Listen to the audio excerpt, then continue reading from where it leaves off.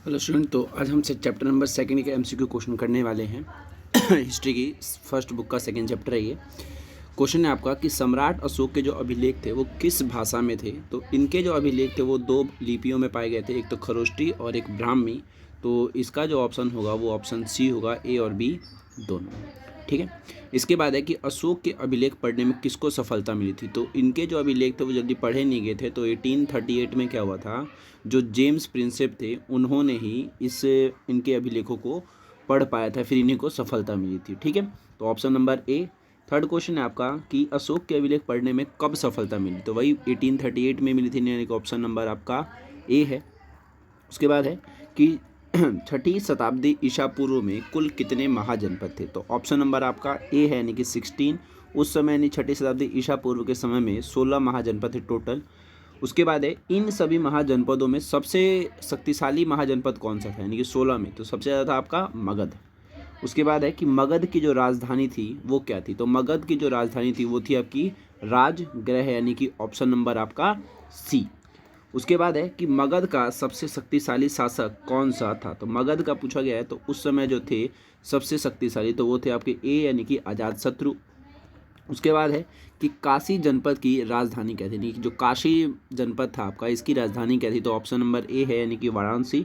उसके बाद है कौशल जनपद की राजधानी क्या थी। तो इसमें कौशल की पूछी गई, तो कौशल की जो राजधानी थी वो थी आपकी श्रावस्ती, यानी कि ऑप्शन नंबर आपका बी।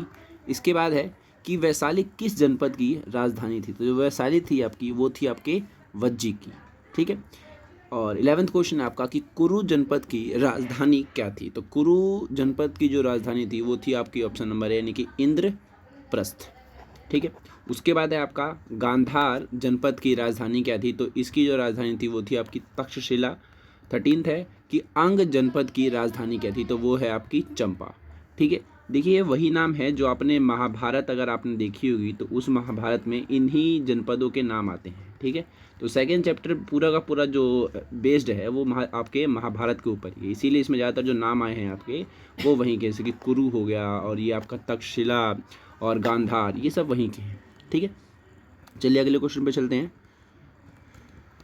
14th क्वेश्चन है आपका कि सिकंदर ने भारत पर आक्रमण कब किया। तो सिकंदर ने जब आक्रमण किया था तो वो जो समय था आपका वो था 326 ईसा पूर्व का समय था, यानी कि ऑप्शन नंबर आपका बी। उसके बाद है कि सिकंदर के आक्रमण के समय भारत पर किस वंश का शासक था। तो उस समय जो था वो ऑप्शन नंबर ए, यानी कि नंद वंश का जो शासक था उस समय नंद वंश था, जिस समय सिकंदर ने भारत पर हमला किया था। उसके बाद है कि मौर्य वंश की जो स्थापना हुई थी वो कब हुई थी। तो इसका ऑप्शन नंबर ए है, यानी कि 321 BC, यानी कि बिफोर क्राइस्ट, यानी कि ईसा पूर्व। उसके बाद है कि मौर्य वंश की जो स्थापना है वो किसने करी थी। तो ये आएगा आपका चंद्रगुप्त मौर्य, यानी कि ऑप्शन नंबर ए। उसके बाद है जो मेगास्थनीज है वो किसका राजदूत है। तो देखिए मेगास्थनीज जो था वो था सेल्यूकस निकेटर का। ये सेल्यूकस निकेटर कौन है, एक तरीके से ये जो आपका सिकंदर था उसी का सेनापति में आता है। तो सेल्यूकस निकेटर वही थे और इन्हीं का जो राजदूत था वो कौन था, मेगास्थनीज था। ठीक है। मेगास्थनीज किस मौर्य शासक के शासनकाल में भारत आया। तो उस समय जो शासक काल थे वो थे आपके चंद्रगुप्त मौर्य, उन्हीं के शासनकाल में जो मेगास्थनीज था वो भारत आया था। उसके बाद है कि मेगास्थनीज की पुस्तक का नाम क्या था। तो ये पूछा जाता है ज़्यादातर क्वेश्चन, तो वो आपकी है इंडिका। ठीक है। और 21 अर्थशास्त्र की रचना किसने करी, यानी कि इकोनॉमिक्स की रचना किसने करी, ये पूछा गया। तो ये जो है आपका वो कौटिल्य है। तो कौटिल्य ने ही अर्थशास्त्र की रचना करी थी।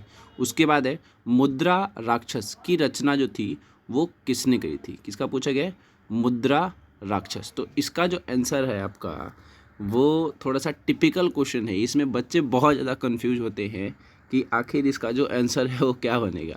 तो कौटिल्य का नाम बुक में बहुत है, लेकिन इसका नाम बहुत कम देखने को मिलता है, जिसका नाम है जो विशाख दत्त आपको देखने को मिले बुक में, शायद ही मुश्किल से ही मिले। तो ये वाला आप नाम हमेशा याद रखें, विशाख दत्त करके है। तो मुद्रा राक्षस। ठीक है। तो ये जो है आपका ऑप्शन नंबर बी, यानी कि विशाख दत्त ने इसकी रचना करी थी। उसके बाद है कि चंद्रगुप्त मौर्य कब सिंहासन पर बैठे। तो जब ये आए थे तभी बैठे, यानी कि 321 ईसा पूर्व में ही बैठे थे, तो 321 में। उसके बाद है कि मौर्य वंश का सबसे महान शासक कौन था। तो वो है आपका ए, अशोक। ठीक है। ये बहुत ज़्यादा अशोका द ग्रेट आपने सुना होगा, तो ये वही है। तो मौर्य वंश में सबसे महान शासक जो हुए हैं वो कौन है, आपके अशोक हुए हैं। इसके अलावा कलिंग का युद्ध कब लड़ा गया। तो कलिंग का जो युद्ध था वो लड़ा गया था आपके 261 पूर्व में, यानी कि 261 ईस्वी पूर्व में लड़ा गया था। इसके अलावा है मौर्य साम्राज्य की जो राजधानी थी वो क्या थी, तो वो थी आपकी पाटलिपुत्र। ठीक है, ये कलिंग जो है आपका अभी के समय में उड़ीसा को कहा गया है, इसी को जीता था आपके ये किसने, अशोका ने। और यही जो युद्ध है जो बहुत ही भयानक युद्ध कहा जाता है, उसमें बहुत सारे लोग मारे गए थे। इसके बाद ही अशोक ने संन्यास वगैरह ले लिया था।